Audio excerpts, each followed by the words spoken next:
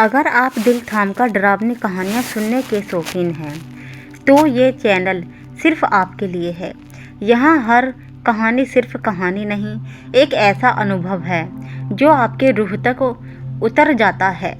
बंद कमरे के राज, भूतिया घर, अनदेखी परछाइयाँ और वे सच्चाइयाँ जिन्हें जानकर नींद उड़ जाए, सब कुछ आपको यही मिलेगा। हम लाते हैं ऐसी खौफनाक और सस्पेंस से भरी कहानियाँ जिन्हें सुनकर आपके रोंगटे खड़े हो जाएंगे।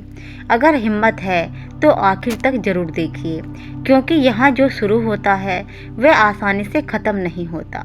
इस घर में 10 साल से कोई नहीं रहता, फिर भी हर रात जलती है लाइट। कार्तिक ने जैसे ही गाड़ी का इंजन बंद किया, पीपल के पेड़ से एक कौवा कों कों करता हुआ उड़ा। सामने खड़ा था वही घर, 2 मंजिला, उमड़ी पलस्तर वाली दीवारें, जंग खाई खिड़कियों की सलाखें और ऊपर छत पर लटकता वही पीला बल्ब जल रहा था। ये कैसे हो सकता है? कार्तिक की आवाज़ कांप गई। 10 साल हो गए थे इस घर को छोड़कर गए। बिजली का कनेक्शन खुद उसने कटवाया था। फिर ये बल्ब। बगल वाली सीट पर बैठी अनामिका ने उसका हाथ दबाया। कार्तिक, शायद किसी ने लाइन जोड़ दी हो। गांव में चोरी की बिजली आम बात है। कार्तिक ने कुछ नहीं कहा। उसे याद था ये बल्ब हमेशा तभी जलता था जब घर में कोई मरने वाला होता था।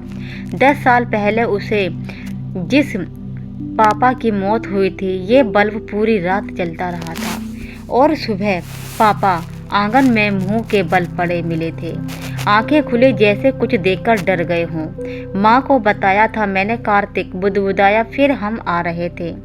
शारदा माँ ने। माँ अनामिका चौंकी। रामवती जी, आप, तुमने तो कहा था वे वृंदावन आश्रम में हैं। खुशबू दीदी ने बताया था। कार्तिक का गला सूख गया। खुशबू उसकी छोटी बहन, 10 साल से दोनों भाई बहन की बात नहीं हुई थी। पापा की मौत के बाद माँ रामवती का दिमाग हिल गया था। वे कहती थी हर घर में कोई है, कोई तो रात जो सीढ़ियों चढ़ता उतरता है, कोई जो कार्तिक के पापा को बुला गया। कार्तिक को लगता था माँ पागल हो गई।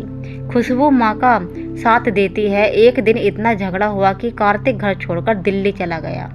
पीछे पीछे माँ और खुशबू भी कहीं चली गई। आज 10 साल बाद वे लौटा था, क्योंकि पिछले 1 महीने से उसे सपने आ रहे थे।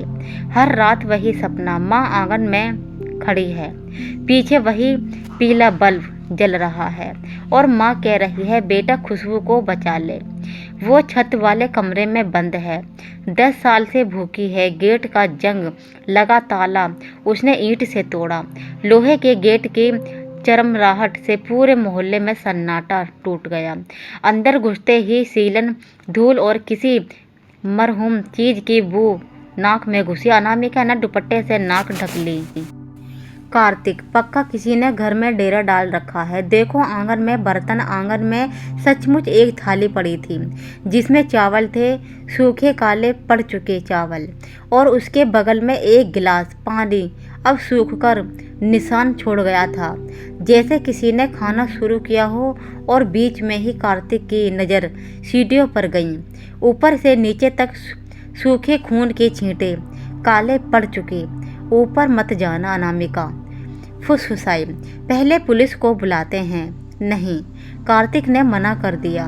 पहले मुझे छत वाला कमरा देखना है।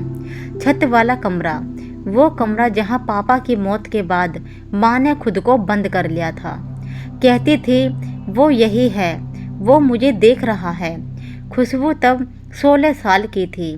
वो भी माँ के साथ उस कमरे में सोती थी। कार्तिक को वह कमरा हमेशा से डराता था। वहाँ दिन में भी अंधेरा रहता था। सीढ़ियाँ चढ़ते हुए हर कदम पर लकड़ी चरमराई। ऊपर बालकनी में वही पीला बल्ब टिमटिमा रहा था। उसकी रोशनी में कार्तिक ने देखा छत वाले कमरे के दरवाजे पर बाहर से ताला लगा था। बड़ा सा लोहे का ताला, जंग खाया हुआ, पर ताला नया था। 10 साल पुराना ताला ऐसा नहीं दिखता। कार्तिक का दिल बैठ गया। उसने कांपते हाथों से ताला छुआ। ठंडा, बर्फ जैसा ठंडा, जबकि मई की गर्मी थी तभी अंदर से आवाज आई, खट खट खट, जैसे कोई उंगलियों से दरवाजा खटखटा रहा हो, कमजोर थकी हुई उंगलियां। कौन? कार्तिक चीखा। जवाब में एक आवाज आई, फुसफुसाहट। लड़की की आवाज, भैया भैया मैं हूँ खुशबू, भैया दरवाजा खोलो। माँ ने बंद कर दिया। 10 साल हो गए भैया, भूख लगी है। अनामिका ने कार्तिक का कुर्ता खींचा। कार्तिक, ये खुशबू दीदी की आवाज नहीं है। उसकी आवाज ऐसी नहीं थी। तुमने बताया था कि कार्तिक को याद आया। खुशबू की आवाज में एक चहक थी। ये आवाज ये तो किसी बूढ़ी औरत की तरह थी, रेतीली, सूखी। भैया तुम आ गए, माँ कहती थी तुम आओगे। माँ यही है भैया, मेरे पास। कार्तिक पीछे हटा। माँ वृंदावन में है। खुशबू भी झूठ दरवाजे के पीछे से हंसी आई, ऐसी हंसी कि अनामिका के रोंगटे खड़े हो गए। माँ कहीं नहीं गई भैया, माँ ने कहा था जब तक वो नहीं मानेगा हम यहीं रहेंगे इस घर में। तुम नहीं माने तो भैया, तुमने पापा को मार दिया कहा, माँ को पागल कहा। मैंने पापा को नहीं मारा, कार्तिक चिल्लाया। उनकी हार्ट अटैक से मौत हुई थी, हार्ट अटैक। दरवाजे के नीचे से काले पानी की धार बहने लगी, बदबू ऐसी कि अनामिका को उल्टी हो गई। भैया हार्ट अटैक से आंखें बाहर नहीं आती, हार्ट अटैक से जीभ नीली नहीं पड़ती। वे आया था भैया छत वाले कमरे से पापा को लेने। तुमने देखा नहीं पर माँ ने देखा था, मैंने भी देखा था। कार्तिक को 10 साल पुरानी रात याद आई। पापा की चीख, वे भागकर नीचे आया था। पापा आंगन में थे और छत पर उसे लगा कि कोई खड़ा है, पर लाइट नहीं थी, सिर्फ परछाई। तो खुशबू नहीं, कार्तिक ने हिम्मत जुटाई। तो कौन है? एक पल को सन्नाटा, फिर ताला खटक। ताला खुल गया बिना चाबी।